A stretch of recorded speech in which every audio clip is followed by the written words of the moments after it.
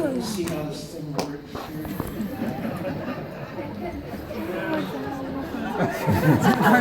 Everybody smile, okay?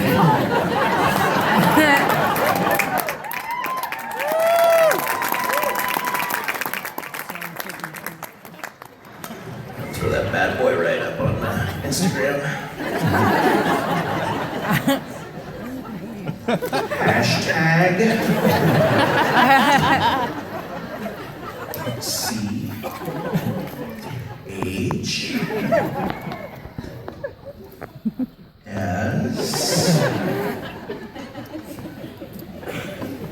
Do you know how ridiculous it would have been in 1990 to have, they tell somebody, I'm going to take a photo of you with my phone? It's just ridiculous. Even more ridiculous is if you were to ask your mom, hey, when are you going to Hy-Vee next? And she'd say, well, what do you need? And you say, well, I need to have a canister of film developed. And she might say, well, what's on the canister of film? And you would say, I only see every meal that I've had for the past 2 weeks. That red pussy thing that was on my knee. Oh, and I've got 15 great shots of me going,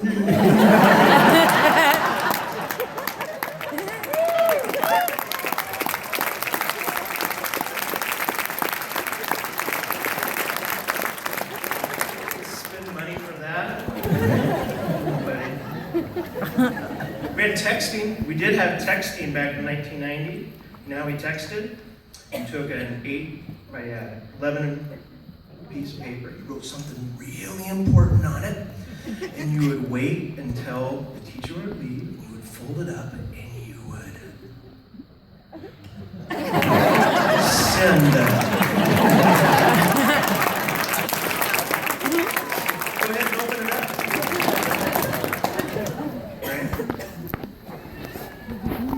Hard, isn't it? The 90s were hard. The 90s were 10 degrees colder and everything was in black and white and harder. What's it say?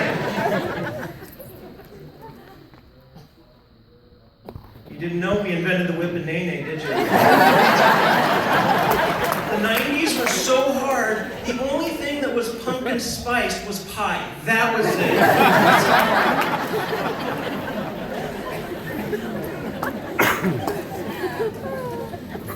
Our class kind of bridged the gap between old technology and new technology. We had a typing class, which kind of seems silly now. I think it was in class room 130 maybe. And we'd walk into the room, and there was this whole room of these IBM Selectra 2s, and they were coffee brown, and they were hideously ugly, right? And you would sit down at your desk, and you'd be really quiet, and the typing instructor would give you your instruction, but you could not turn the typewriter on. These were electric typewriters, right?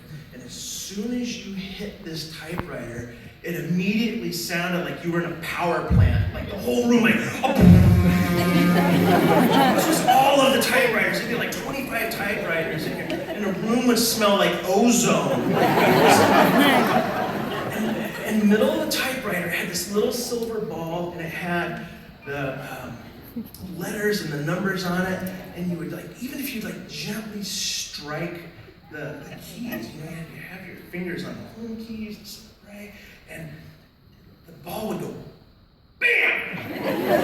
When you would type, it would go, bam, bam, bam, bam, bam, bam, bam, bam, bam. 15 minutes, you were just beating up on a white piece of paper. So loud, and just so violent. At the end of the hour, you just felt like you were in a boxing match. So for me, my junior year, the bell would ring, and I'd get up, hand in my paperwork, and I would walk 20 yards down the hall to the computer lab. Now, the computer lab was different. I had brand new, what were they? The IBM PS2s, what I had. They were white, shiny, no noise at all. They were really quiet. You didn't have to sit up straight. You could slouch. You didn't have to have your fingers on the home key. Because really, the only keys that we used in programming at that time were 1, 2, 3, X, Y, and Enter. Those were the only. They could have made a keyboard of just that for computers at that time in 1989. And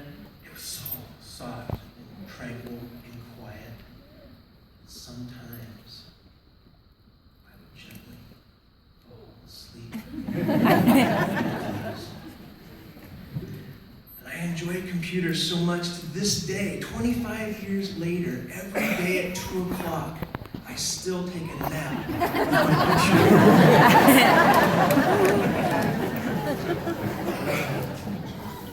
The great swell of computer technology wouldn't hit until after we graduated. The government really didn't release the internet on us until 1993. And man, when that hit, it was crazy. We were Googling each other and Yahooing each other, and downloading free music, and there was this little baby that would cha-cha, and every time you opened up an email, your mom was asking you how computer stuff worked. It was like the wild, wild west of fun and entertainment. Until December 31st, 1999. Now, this was kind of a big time. December 31st, 1999. At the stroke of midnight, it was going to be year 2000. And whatever geniuses invented the computer did a great job up until December 31st, 1999, because they forgot that the 1 in 1999 was going to be a 2. So we didn't know what was going to happen the next day. They did not program the fact that we were going to have it. They called it the Y2K bug. I mean, we didn't know if planes were going to fall out of the sky, if we were going to lose our bank account, or what. So there were a lot of us that were sitting at work on New Year's Eve. Now, nobody likes to work at New Year's Eve, but it was really hard on our class, for those of us at work, because we were supposed to be partying like it was 1999. I mean, we've been planning on this since 1983. Here we are, tapping, waiting for the year 2000. Since our class graduated in 1999, we've seen the fall of the Soviet Union, a genocide in Bosnia. The human genome's been mapped. We've cloned sheep. Not heard much more about that, but we've done that. We've had attacks on American soil that will change our lives forever. We've been involved in 7 wars, countless international skirmishes. One of which that took the life of our classmate, hero, Marine Sergeant Travis Riddick. So here's some stats that kind of blew me away. Since we graduated in 1990, we've only had 4 presidents. That seems crazy to me. It seems like I've voted a lot more than that. And this is really going to blow you away. And I checked it in different places. The price of a gallon of gas in 1990 and now, there's only a 93 cent difference. It just seems like, I mean, I remember when Joe's Quick Shop put the 1, like it went from 97 cents to $1.02 or something. I was at Joe's Quick Shop when they were putting the 1 up, and I thought, man, when I'm 43, a gallon of gas is gonna be like $50. We no longer have a supersonic passenger jet that can carry us between Paris and New York in 3 hours. We no longer have a space shuttle program, and Pluto is no longer a planet. Now, all's not lost on space exploration. We landed several rovers on Mars, which, you know, when I was a kid, I did Mars, which is so far off. I mean, it's been so popular that based on the box office take from last weekend's movies, I was really impressed that NASA was able to save Matt Damon from Mars. I mean, that's a big step, right? He's a national hero.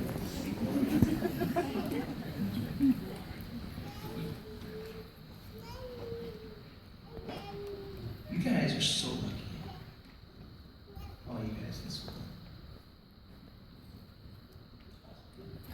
I know it doesn't seem like a joke. You are so blindly bold. You have courage threaded in your DNA you don't even know you have yet. You're going to go out into the world, and I don't mean Paris, or Chicago, or New York, but you're going to go out in the world. The world's center. You're making your own decisions.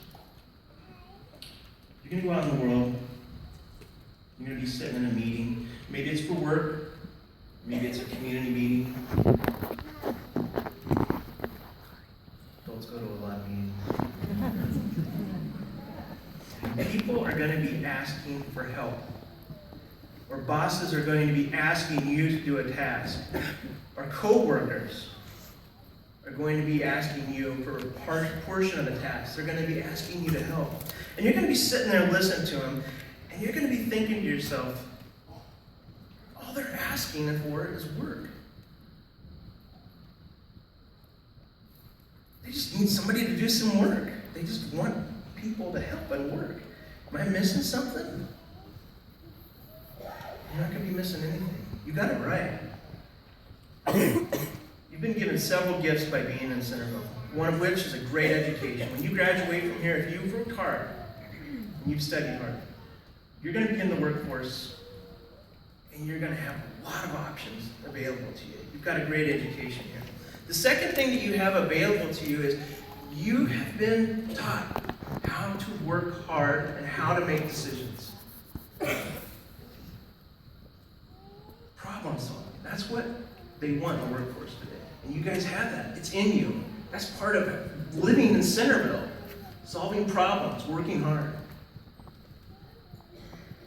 And to other people out there, this is going to come off as bold. Your willingness to work hard is going to come off as bold, but it's not.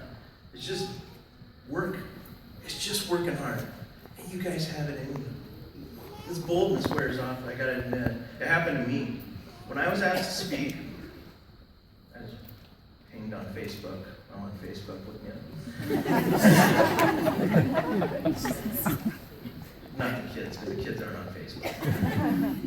But when I was asked to speak, I got pinged on Facebook. I called Russ Oak and I said, Russ, I've been asked to do our address for the 25th reunion. And I said, is this something that you want to do?